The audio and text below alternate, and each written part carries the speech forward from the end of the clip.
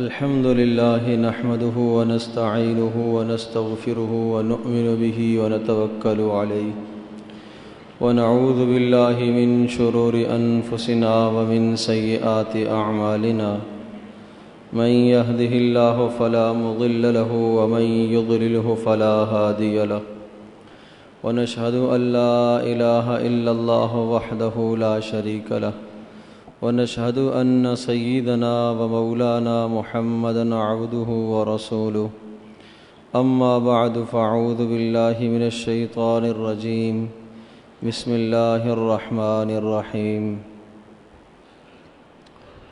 لو أنزلنا هذا القرآن على جبل لرأيته خاشعا متصدعا من خشية الله وتلك الأمثال نضربها للناس لعلهم يتفكرون وقال رسول الله صلى الله تبارك وتعالى عليه وسلم إن الله سبحانه وتعالى يرفع بهذا الكتاب أقواما ويضع به آخرين وقال رسول الله صلى الله عليه وسلم خيركم من تعلم القرآن وعلمه أو كما قال عليه الصلاة والسلام اللهم صل على محمد وعلى آل محمد كما صليت على إبراهيم وعلى آل إبراهيم إنك حميد مجيد اللهم بارك على محمد وعلى آل محمد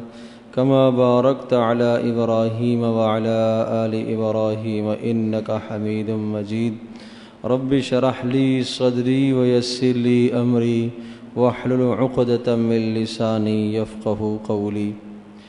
محترم میرے بھائیو اور دوستو، آج کی اس نشست میں رسول اکرم صلی اللہ تعالیٰ علیہ وسلم کے ایک ارشاد اور فرمان کی تشریح کرنی ہے، جس میں رسول اکرم صلی اللہ تعالیٰ علیہ وسلم نے سب سے بہترین انسان کی صفات کو ذکر فرمایا ہے کہ سب سے بہترین اللہ کی نگاہوں میں کون ہے، وہ کن صفات کا حامل ہے، اس میں کیا خوبیاں ہونی چاہیے۔ اور پھر نبی اکرم صلی اللہ تعالیٰ علیہ وسلم کے صحابہ میں سے ایک صحابی حضرت عثمان ذو النورین رضی اللہ تعالی عنہ کا تذکرہ بھی ہوگا۔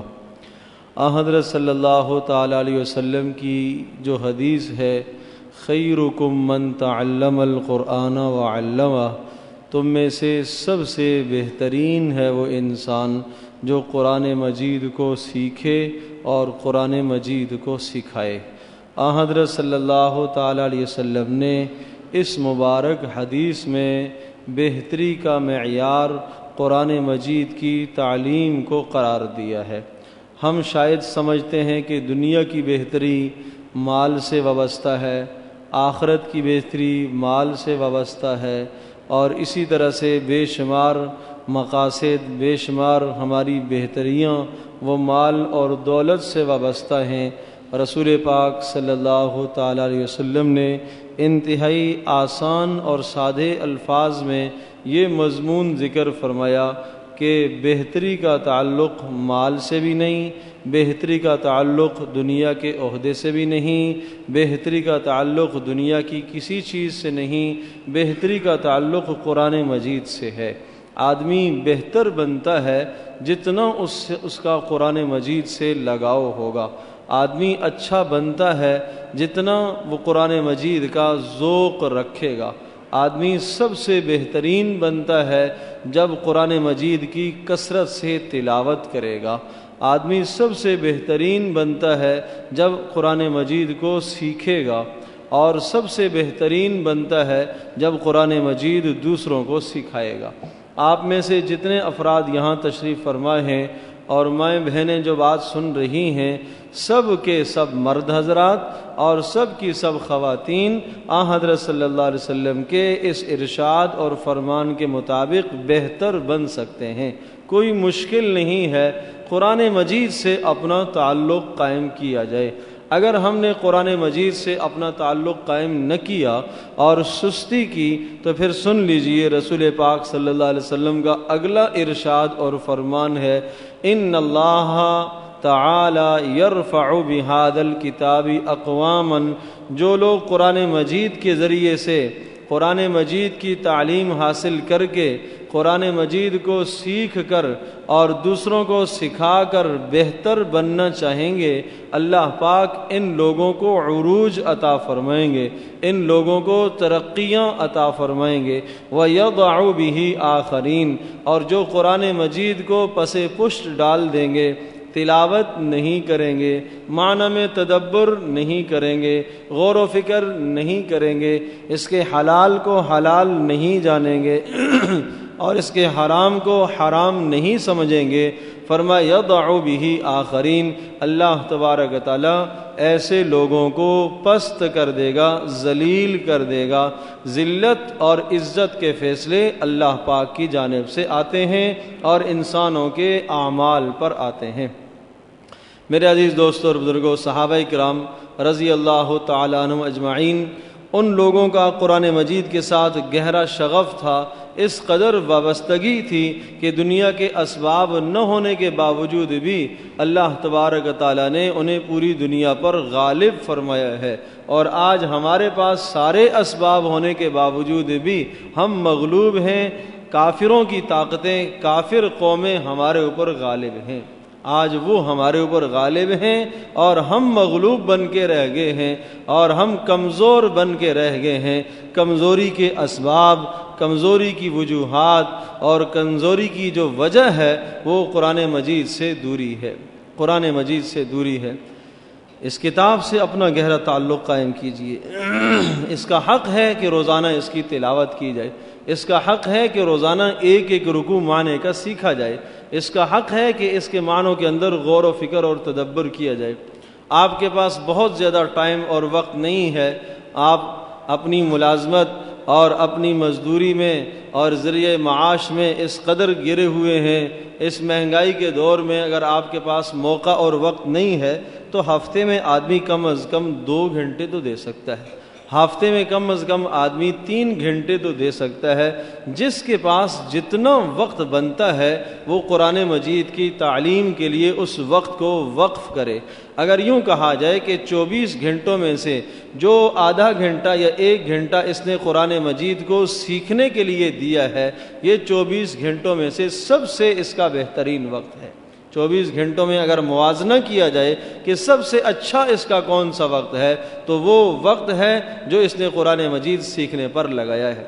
قرآن مجید کا سیکھنا، سکھانا، تلاوت کرنا اتنا مبارک عمل ہے، حدیث پاک میں آتا ہے کہ اگر ایک آدمی قرآن مجید سے اتنی گہری وابستگی رکھتا ہے اور اس قدر تلاوت کرتا ہے کہ صبح سے لے کر شام تک تلاوت ہی تلاوت ہے، فرائض اور واجبات پورا کرنے کے بعد تلاوت کا اہتمام کرتا ہے، اللہ پاک سے کوئی دعا نہیں مانگتا، اپنی حاجات نہیں مانگتا، اپنی ضروریات نہیں مانگتا، اسے ٹائم ہی نہیں ہے، وہ اللہ سے جنت بھی نہیں مانگتا، جہنم سے پناہ بھی نہیں مانگتا، کوئی اللہ پاک سے دعا کرتا ہی نہیں ہے، بس قرآن کی تلاوت میں لگا ہوا ہے، تو رسول پاک صلی اللہ علیہ وسلم کا فرمان ہے کہ اللہ تبارک و تعالی مانگنے والوں سے زیادہ اس کو عطا فرمائیں گے، مانگنے والوں سے زیادہ ملے گا۔ اس نے کوئی دعا نہیں کی، اس نے ایک ذرہ بھی نہیں ہاتھ اٹھائے، لیکن تلاوت میں لگا ہوا ہے، ہر وقت تلاوت میں لگا ہوا ہے، چلتے پھرتے اس کا منہ ہل رہا ہے، قرآن پڑھ رہا ہے، قرآن پڑھ رہا ہے۔ اللہ اکبر۔ جن لوگوں کا قرآن مجید سے گہرا تعلق ہوتا ہے، شغف ہوتا ہے، وابستگی ہوتی ہے، وہ اپنی زندگی کا مشغلہ اسی کو بنایا کرتے ہیں۔ حضرت عبداللہ ابن مبارک رحمۃ اللہ علیہ کا ایک مشہور واقعہ ہے، وہ ارشاد فرماتے ہیں کہ ایک مرتبہ ایک سفر میں ہم راستے میں جا رہے تھے، ایک بڑھیا کو ہم نے دیکھا اور محسوس یہ ہوا کہ یہ بڑھیا اپنے قافلے سے بچھڑ گئی ہے، تو ارشاد فرمایا کہ ہمیں یہ خیال پیدا ہوا کہ اس بڑھیا کو اس کے قافلے تک پہنچا دیا جائے، تو ہم نے اس بڑھیا سے پوچھا کہ اماں جان آپ کہاں سے آ رہی ہیں اور کہاں جا رہی ہیں؟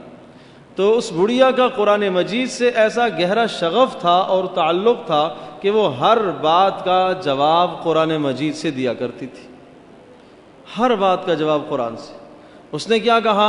اس نے یہ آیت پڑھی، سبحان الذی اسرا بعبدہ لیلا من المسجد الحرام الی المسجد الاقصی الذی بارکنا حولہ۔ یہ کلمہ اس نے کہا۔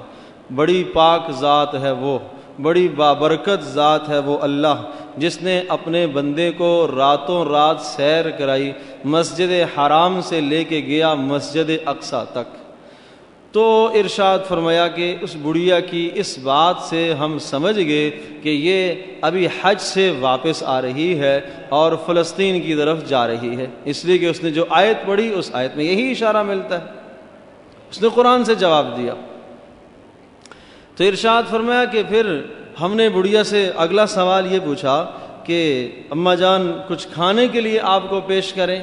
تو ہم نے کھانے کے لیے انہیں کھانا پیش کیا تو انہوں نے اگلا یہ جملہ ارشاد فرمایا، وَأَن تَصُومُوا خَيْرٌ لَكُمْ، کہ اگر تم روزہ رکھو تو تمہارے لیے بہتر ہے۔ یہ قرآن کی آیت ہے۔ ہم سمجھ گئے کہ بڑھیا کا روزہ ہے۔ پھر ہم نے یہ کہا کہ اماں جان رمضان تو ہے نہیں ہے، یہ روزہ کہے کہ آپ نے رکھا ہوا ہے؟ تو ارشاد فرمایا، پھر یہ جملہ کہا، قرآن مجید کا یہ لفظ پڑھا، وَمَن تَطَوَّعَ خَيْرًا فَإِنَّ اللَّهَ شَاكِرٌ عَلِيمٌ، اگر کوئی نفلی روزہ رکھے گا تو اللہ پاک اس کی نیکی کی قدر کرے گا، قدر کرے گا۔ اس کا جواب بھی اس نے قرآن سے دیا۔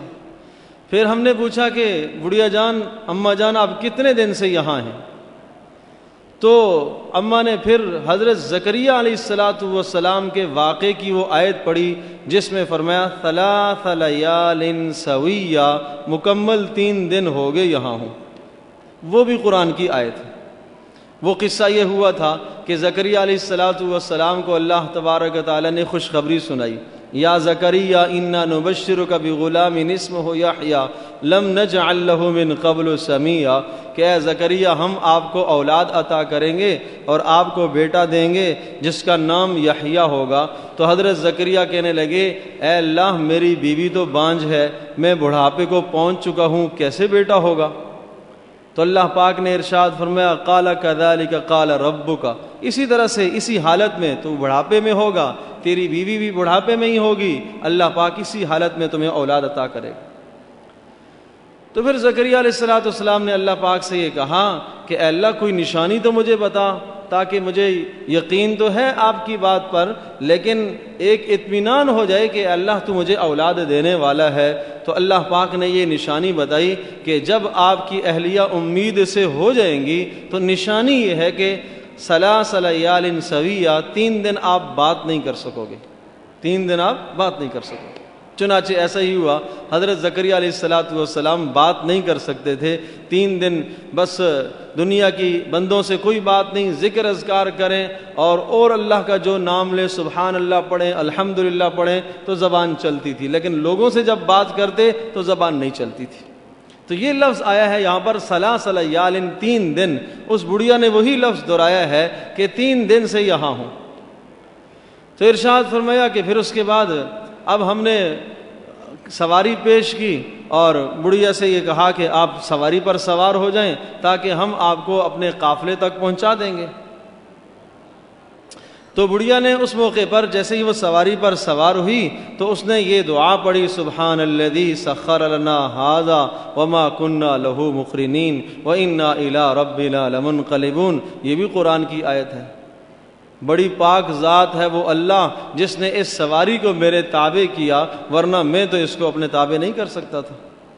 ارشاد فرمایا پھر میری نگاہ پڑ گئی، میری نگاہ پڑ رہی تھی کہ بڑھیا وہ اونٹنی پر سوار ہو رہی ہے، تو میں اس طرف دیکھنے لگا تو فوراً یہ آیت پڑھی، قل للمؤمنین یغضوا من ابصارہم، اہل ایمان سے کہہ دیجئے کہ اپنی نگاہوں کو نیچا رکھیں۔ میں نظر نیچی کر لیں، نظر کو نیچا کر لیں۔ اللہ اکبر۔ فرمایا میں اونٹ کی نکیل پکڑ کے چلنے لگا۔ عربوں کا یہ مزاج ہوتا تھا کہ جب وہ اونٹ کو لے کے چلتے تھے تو وہ اشعار گنگنایا کرتے تھے۔ اچھا، اس اشعار کے گنگنانے میں یہ ہوتا تھا کہ اونٹ تیز چلتا ہے، ہودی خانی اس کو کہتے ہیں، اونٹ تیز چلتا ہے۔ تو کام میں اشعار گنگنانے لگا تو بڑھیا نے یہ آیت پڑھی، فَاقْرَؤُوا مَا تَيَسَّرَ مِنَ الْقُرْآنِ، قرآن جو یاد ہے وہ پڑھو۔ یہ بھی قرآن کی آیت ہے، فَقْرَؤُوا مَا تَيَسَّرَ مِنَ الْقُرْآنِ۔ سورۃ المزمل کے اندر یہ الفاظ موجود ہیں کہ جو قرآن کا حصہ تجھے یاد ہے اس کو پڑھو۔ تو ارشاد فرمایا کہ پھر میں پڑھنے لگا، میں نے قرآن پڑھنا شروع کیا۔ جب میں نے قرآن پڑھنا شروع کیا اور پھر میں تیز تیز چلنے لگا تو پھر بڑھیا نے یہ لفظ کہا وَلَا تَمْشِ فِي الْأَرْضِ مَرَحًا إِنَّكَ لَن تَخْرِقَ الْأَرْضَ وَلَن تَبْلِغَ الْجِبَالَ طُولًا۔ تیز تیز اکڑ اکڑ کے نہ چلو، نہ تو تم زمین کو پھاڑ سکتے ہو اور نہ آسمان کی بلندیوں کو چھو سکتے ہو۔ یہ بھی قرآن کی آیت ہے۔ اللہ اکبر۔ ارشاد فرمایا پھر میں اونچی آواز سے قرآن پڑھنے لگا تو بڑھیا نے یہ لفظ کہا، یہ بھی قرآن مجید کی آیت ہے کہ وَغْضُضْ مِن صَوْتِكَ، اپنی آواز کو ذرا پست رکھو، اتنی آواز رکھو کہ جو آپ کی ضرورت ہے، آپ کی آواز میرے تک تاکہ نہ پہنچے، آپ اپنے آپ کے لیے پڑھو، میرے لیے نہ پڑھو۔ تو کرتے کراتے کہنے لگے جب دور سے ہمیں وہ قافلہ نظر آیا تو ہم نے اماں سے پوچھا کہ اس قافلے میں آپ کا کوئی ہے؟ تو اماں نے قرآن مجید کی یہ آیت پڑھی المال والبنون زینت الحیات الدنیا، کہ مال اور بیٹے یہ دنیا کی زیب و زینت ہوا کرتے ہیں۔ تو ہم سمجھ گئے کہ اماں جان کے بیٹے ہیں اس میں۔ ہم نے کہا ان بیٹوں کے نام کیا ہیں، آپ نام بتائیے، ہم نام لے کے پکارتے ہیں۔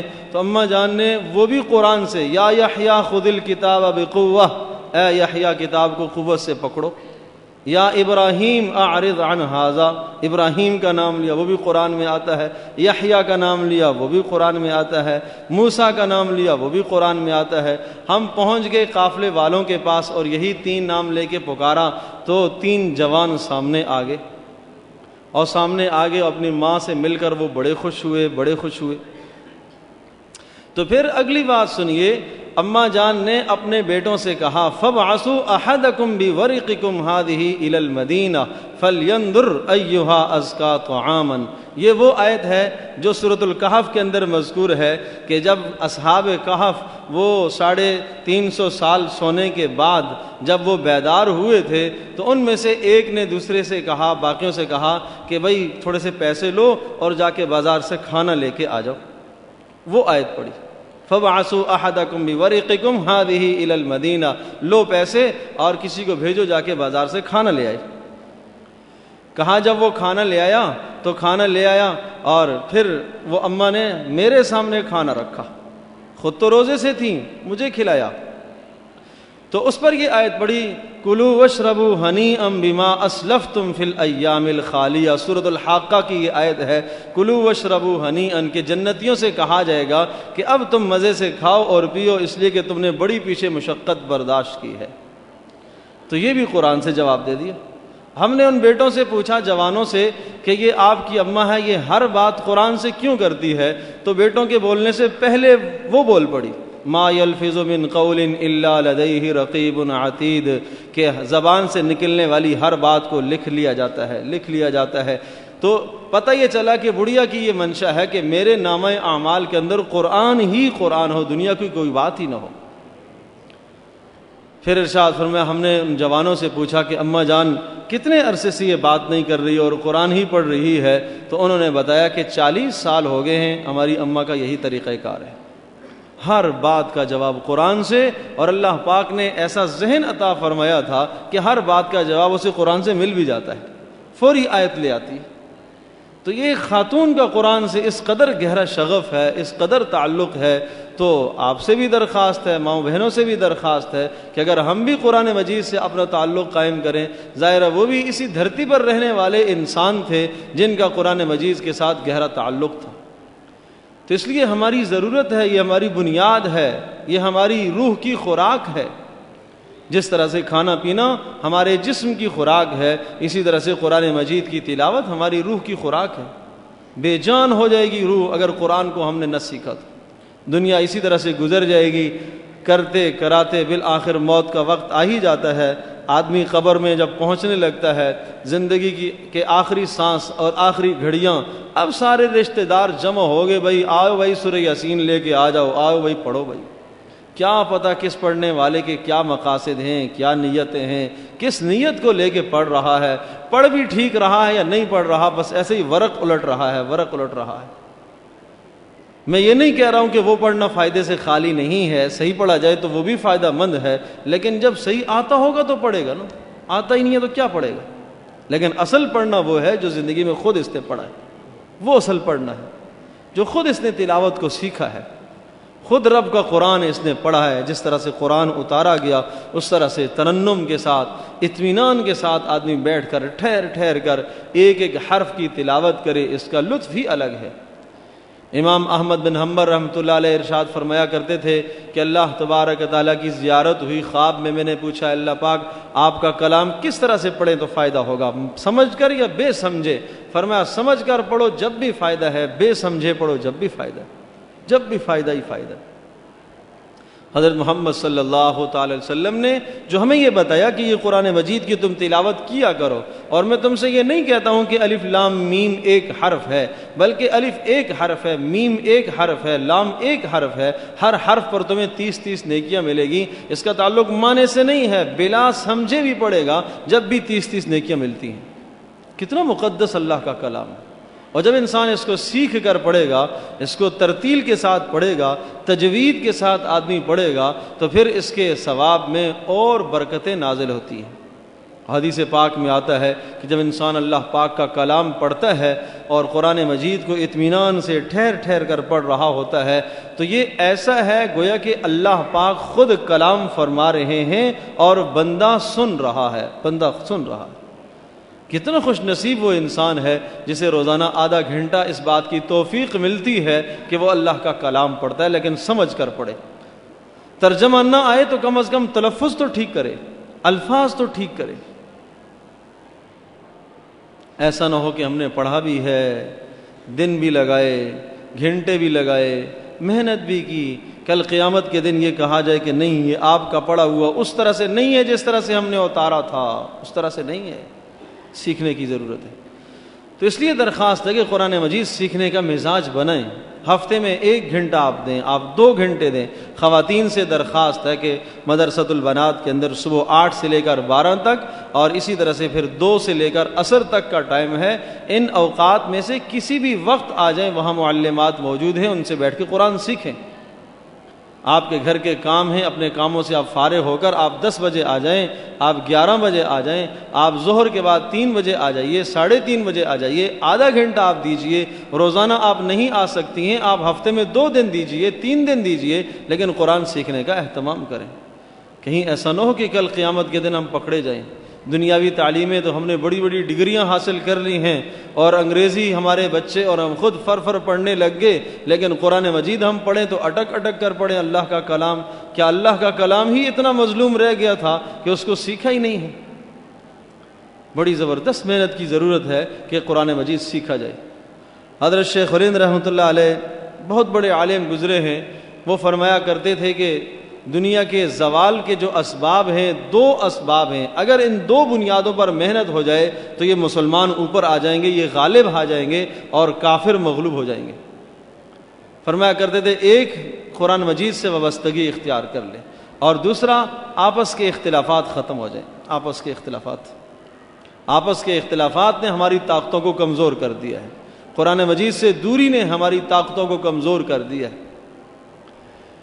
تو آپ حضرات سے بھی درخواست ہے، مردوں سے بھی درخواست ہے کہ جیسے جیسے جس کو موقع ملتا ہے، آپ کی اتوار کی چھٹی ہے، آپ اتوار کو ہمارے پاس آ جائیے۔ آپ عصر سے مغرب، آپ مغرب سے عشاء، آپ عشاء کے بعد، اب تو راتیں ویسے بھی لمبی ہیں، عشاء کے بعد بھی آپ بیٹھ کر سیکھنا چاہیں آپ آدھا گھنٹہ دیجئے، آپ 15 منٹ دیجئے، لیکن کسی نہ کسی نتیجے پر تو آدمی پہنچے۔ آدمی جب کام سیکھنا شروع کرتا ہے، ہفتے میں 1 ہی دن سیکھتا ہے، اللہ تبارک تعالیٰ اس کو وجود عطا فرما دیا کرتے ہیں، اس لیے کہ بندے کی محنت اللہ پاک دیکھتے ہیں۔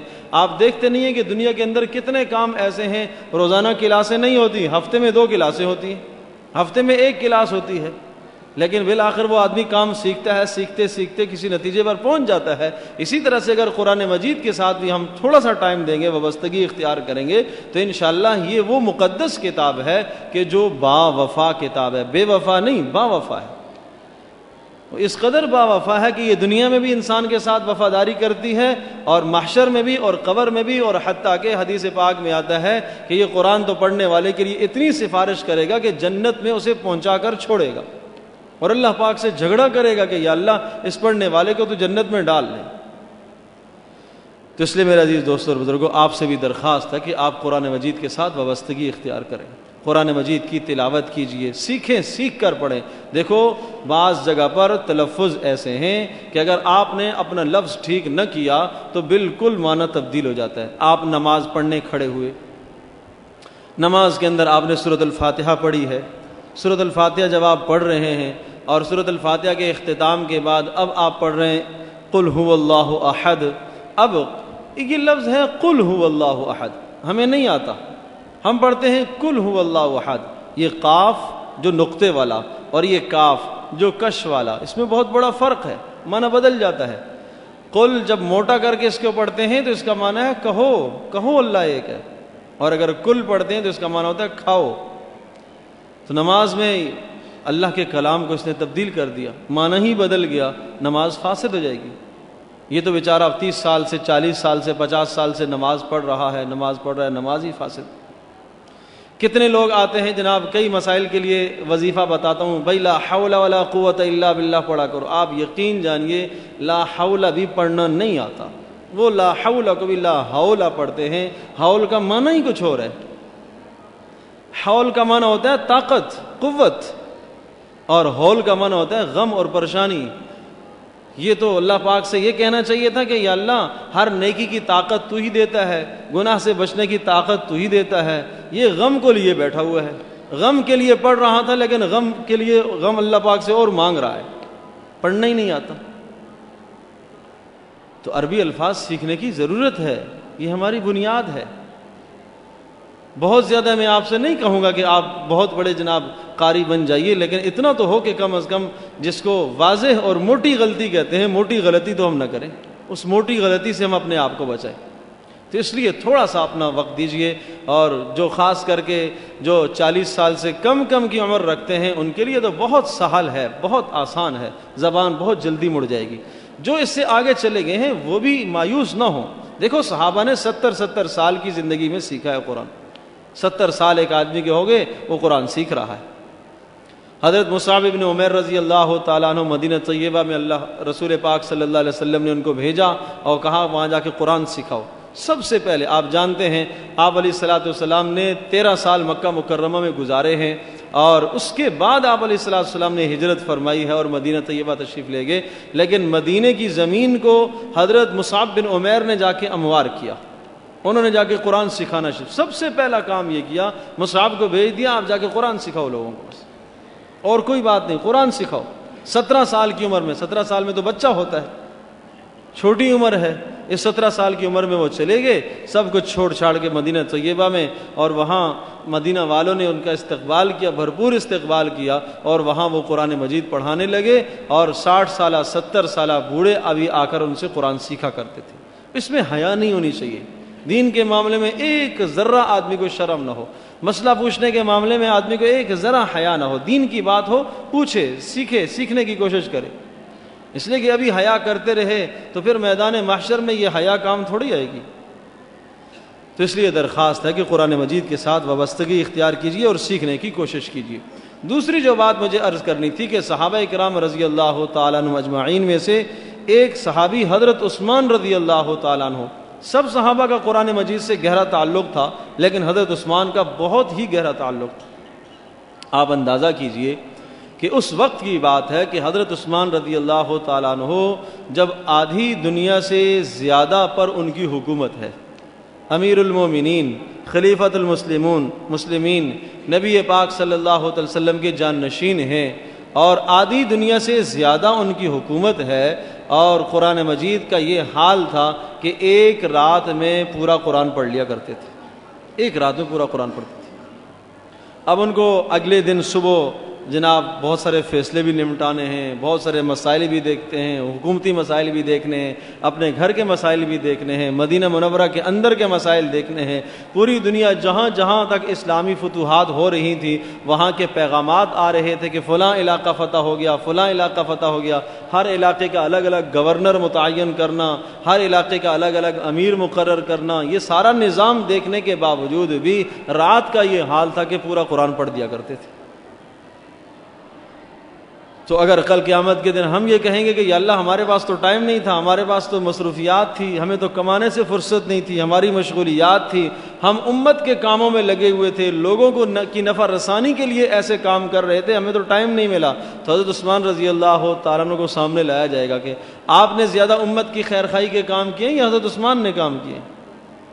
ظاہر ہے حضرت عثمان رضی اللہ تعالیٰ کے کاموں کا کیا کہنا، لیکن اس کے باوجود بھی قرآن مجید کے ساتھ ایسا گہرا شغف تھا، یہ فرمایا کرتے تھے کہ مجھے قرآن مجید کی تلاوت بڑی پسند ہے، بہت زیادہ پسند ہے، ہر وقت تلاوت رہتی تھی۔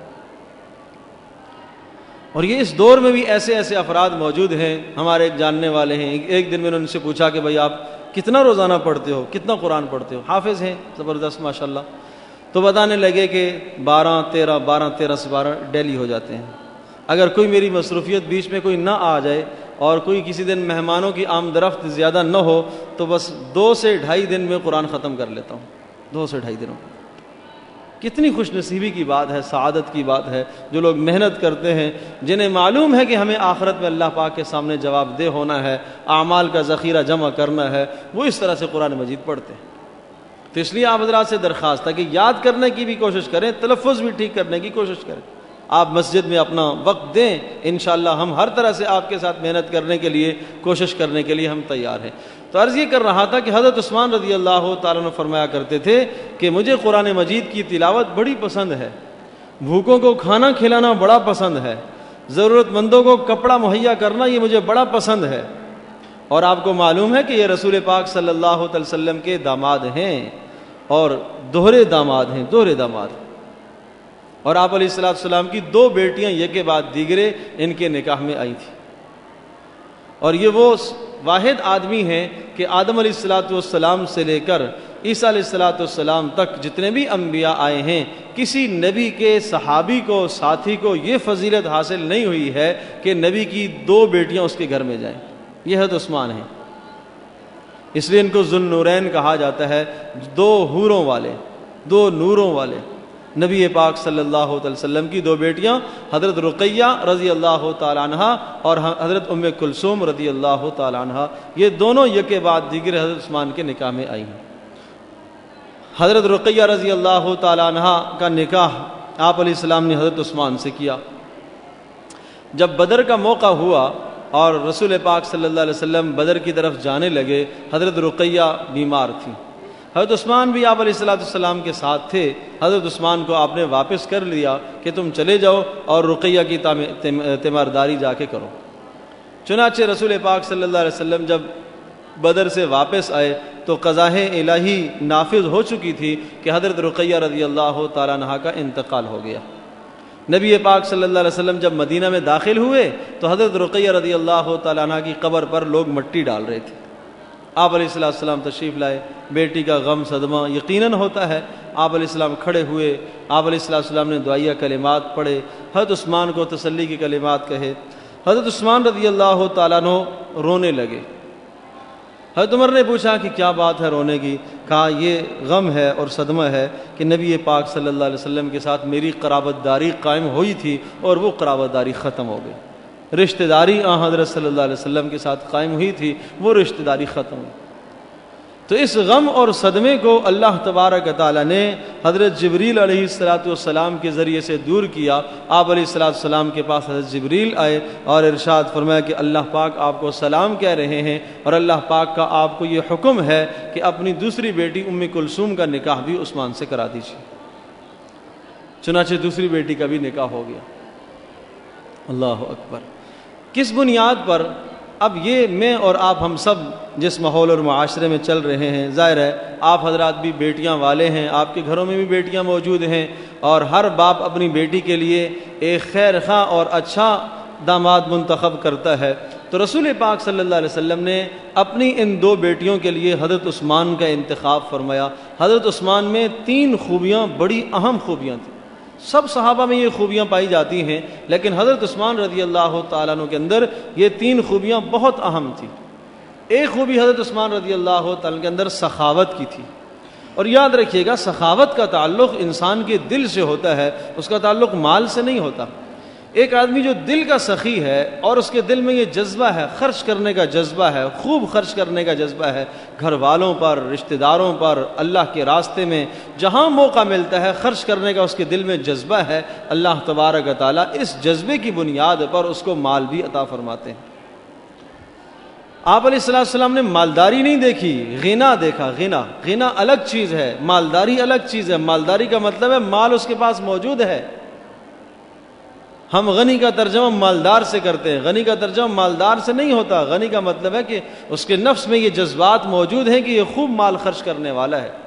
کتنے مالدار مال رکھنے والے ہیں لیکن دل خرچ کرنے کا نہیں ہے، ان کے پاس دل خرچ کرنے کا نہیں ہے۔ ایک پیسہ جیب سے نکالتے ہوئے جان جاتی ہے، نہیں خرچ کرتے اور نہیں خرچ کرتے۔ اسی طرح سے گنتے گناتے دنیا سے رخصت ہو جاتے ہیں۔ پیچھے لوگ پیسے پر، مال پر جھگڑتے ہیں، ورثاء کے جھگڑے ہوتے ہیں۔ لیکن حضرت عثمان رضی اللہ تعالیٰ عنہ کے اندر نبی پاک صلی اللہ علیہ وسلم نے جو یہ وصف دیکھا تھا، غنا کا وصف تھا کہ خوب زیادہ خرچ کرنے کا جذبہ تھا۔ اور خرچ کرنے کی ایک مثال سمجھیے، مدینہ منورہ میں جب تشریف لے گئے آپ علیہ الصلوۃ والسلام تو مدینہ منورہ میں ضرورت پڑی ہے کہ مسجد بنائی جائے۔ مسجد نبوی کی زمین حضرت عثمان نے خریدی تھی۔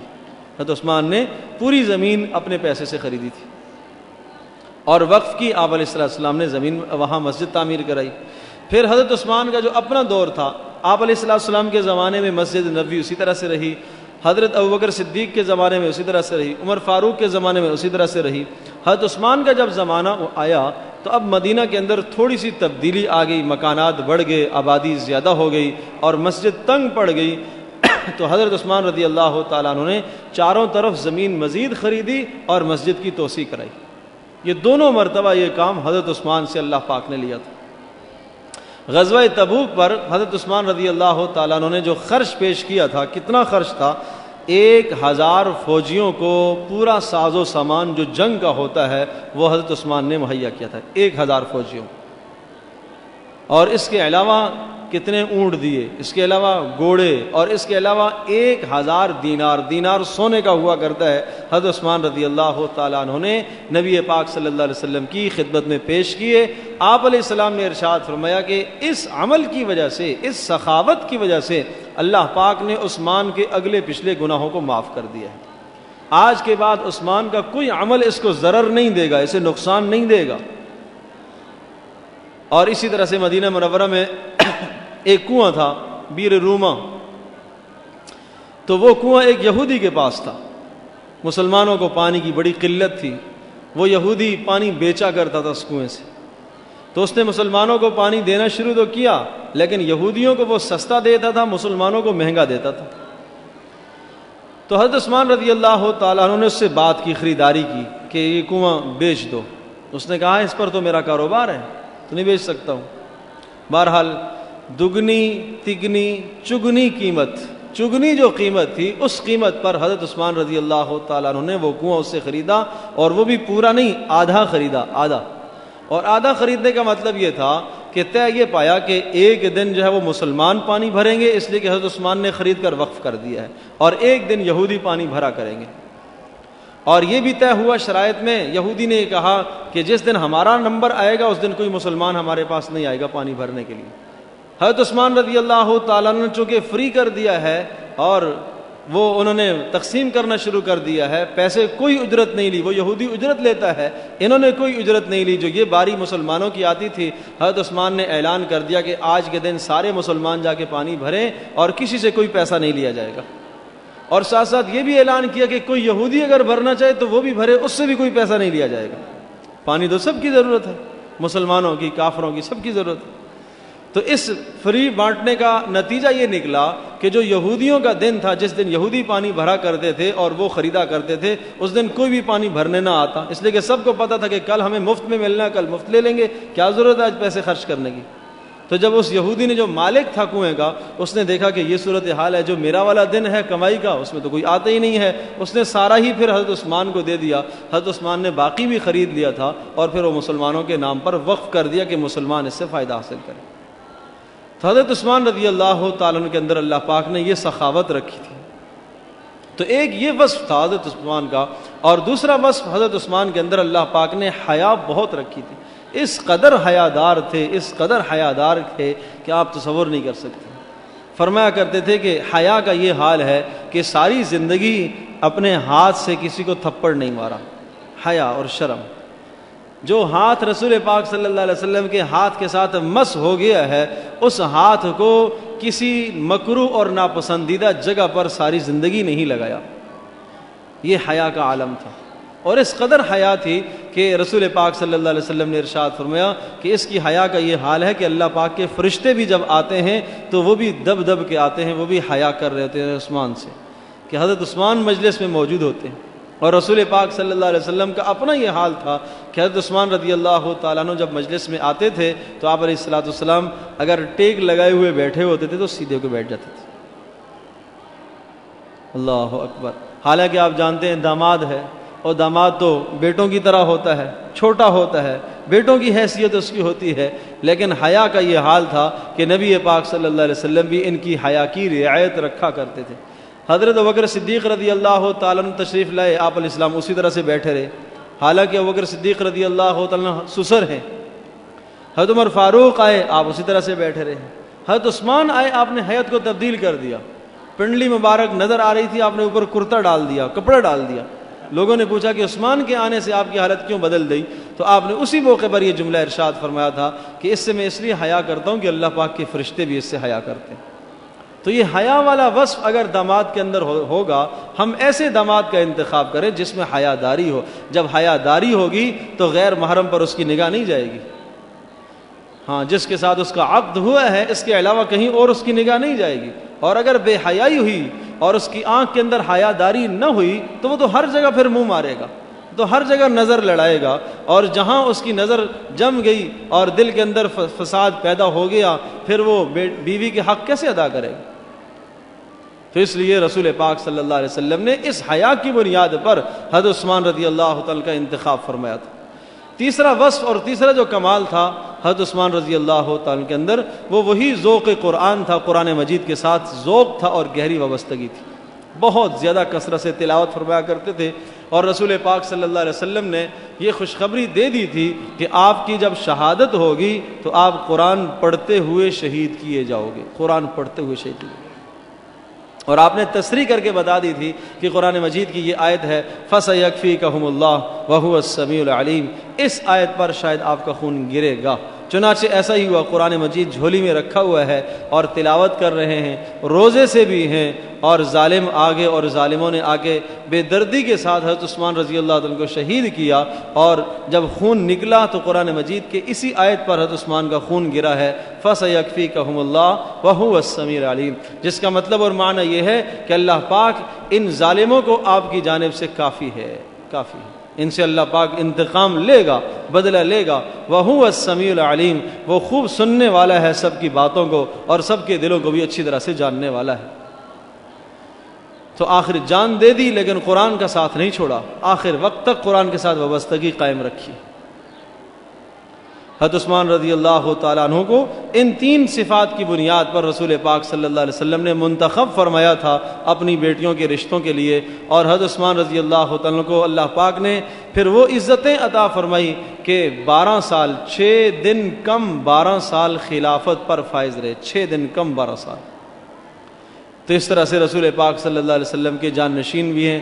18 ذی الحجہ کو ان کی شہادت کا واقعہ پیش آیا، چونکہ اسی مناسبت سے 2 باتیں آج آپ کے سامنے عرض کی ہیں، ایک تو قرآن مجید کے ساتھ وابستگی، اور پھر مثال کے طور پر کہ حضرت عثمان کی کیسے وابستگی تھی، چونکہ 18 ذی الحجہ کا دن بھی تھا تو یہ مناسبت بھی تھی، یہ بات بھی ہمیں یاد رکھنے کی ہے کہ حضرت عثمان رضی اللہ تعالیٰ کی شہادت کب ہوئی ہے، حضرت ابوبکر صدیق رضی اللہ تعالیٰ کا وصال کب ہوا، عمر کا وصال کب ہوا، حضرت علی کا وصال کب ہوا، شہادت کب ہوئی، یہ سب باتیں ہم مسلمانوں کے لیے یاد رکھنے کی چیزیں، یہ ہماری ضروریات ہیں، یہ ہمارے یوں سمجھ لیجئے کہ وہ بنیادیں ہیں کہ جن کے توسط سے اسلام ہم تک پہنچا ہے، ان لوگوں کی قربانیوں سے، ان لوگوں کی محنتیں سے اسلام ہمارے تک پہنچا ہے۔ ان کی سیرت کو پڑھنا بھی باعث خیر ہے، ان کی زندگی کے تذکروں کو دیکھنا، پڑھنا، مطالعہ کرنا وہ عبادت ہی عبادت ہے۔ نبی پاک صلی اللہ علیہ وسلم کے صحابہ کے حالات زندگی کو پڑھنا وہ ہمارے لیے باعث عبادت ہے۔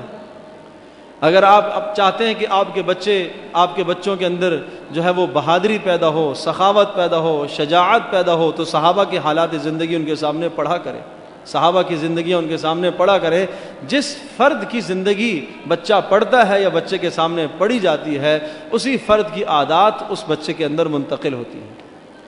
تو یقیناً صحابہ سے مقدس کون ہوگا؟ وہ بڑے جری لوگ تھے، بڑے بہادر لوگ تھے، اور بڑے حیادار لوگ تھے، اور پھر رسول پاک صلی اللہ علیہ وسلم کے جانشین تھے، پھر اللہ پاک کا خوف دل میں رکھنے والے تھے، ماں باپ کی اطاعت اور فرمانبرداریاں کرنے والے لوگ تھے۔ اگر آپ حضرات یہ چاہتے ہیں کہ ہمارے بچے اچھے بن جائیں تو بچوں کے سامنے صحابہ کے تذکرے کیا کریں۔ اللہ تبارک و تعالیٰ مجھے بھی، آپ کو، ہم سب کو عمل کرنے کی توفیق نصیب فرمائے۔ وآخر دعوانا الحمدللہ رب العالمین۔